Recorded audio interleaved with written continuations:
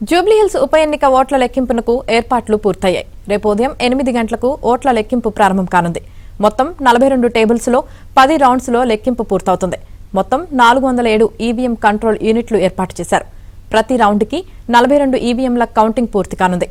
Shaikpet division ఓట్ల లెక్కింపుతో ప్రారంభమై ఎర్రగడ్డ డివిజన్ ఓట్ల లెక్కింపుతో ప్రక్రియ ముగియనుంది.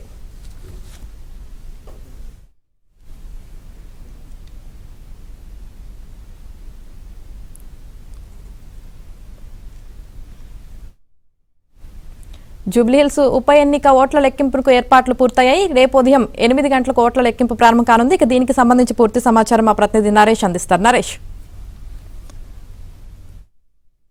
రెండు తెలుగు రాష్ట్రాల ప్రజలు ఆసక్తిగా ఎదురు చూస్తున్న జూబ్లీహిల్స్ ఉప ఎన్నిక ఫలితం వెలువడటానికి సమయం దగ్గర పడింది. రేపు ఉదయం 8 గంటలకు ఉప ఎన్నికకు సంబంధించిన కౌంటింగ్ ప్రారంభం కాబోతుంది. కోట్ల విజయభాస్కర్ రెడ్డి స్టేడియంలో ఈ కౌంటింగ్ ఉదయం 8 గంటలకు ప్రారంభమవుతుంది.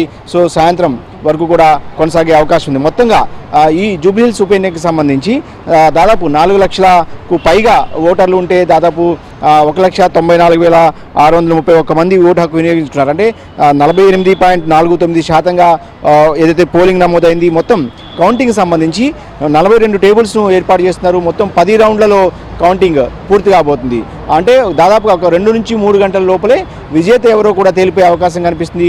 ఇందుకు సంబంధించిన ఏర్పాట్లు పెద్ద స్థాయిలో చేశారు. వాస్తవానికి 3 అంచెల భద్రతను ఇక్కడ ఏర్పాటు చేశారు. కోట్ల విజయభాస్కర్ రెడ్డి స్టేడియంలో రాష్ట్ర పోలీసులతో పాటు కేంద్ర సాయుధ బలగాలు కూడా ఇక్కడ పహారా కాస్తున్నాయి.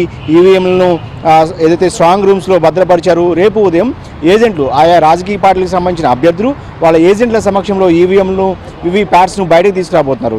మొదటగా బ్యాలెట్ ఓట్లను లెక్కిస్తారు. తర్వాత ఈవీఎంలో పొందుపరిచిన ఏదైతే ఈవీఎంలో ఉన్న ఓట్లను లెక్కింపు ద్వారా ఈ ఓట్ల లెక్కింపు ప్రారంభమవుతుంది.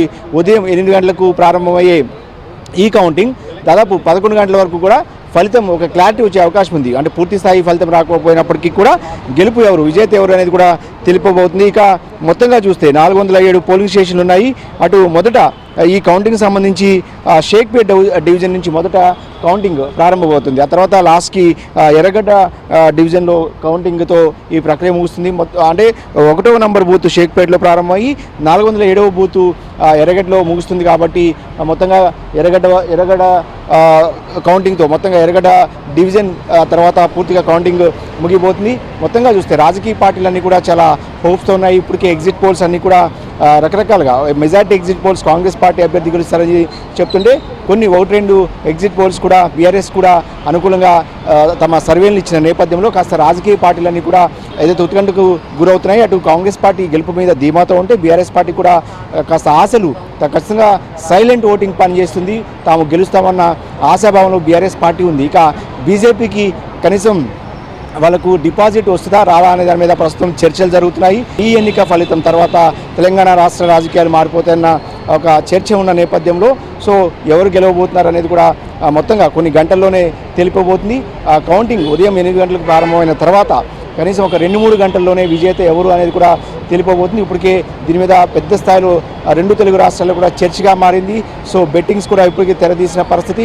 ఇక ఎన్నికల కమిషన్ కూడా ఎలాంటి అవాంఛనీయ సంఘటనలు జరగకుండా ఈ పరిసర ప్రాంతాల్లో స్టేడియం పరిసర ప్రాంతాల్లో 144 సెక్షన్ను విధించారు. రేపు ఉదయం 8 గంటలకు జూబ్లీహిల్స్ ఉప ఎన్నికకు సంబంధించిన కౌంటింగ్ ప్రక్రియ ప్రారంభం కాబోతుంది. కనీసం ఒక 2-3 గంటల్లోనే విజేత ఎవరు అనేది కూడా ఒక క్లారిటీ వచ్చే అవకాశం అయితే కనిపిస్తోంది.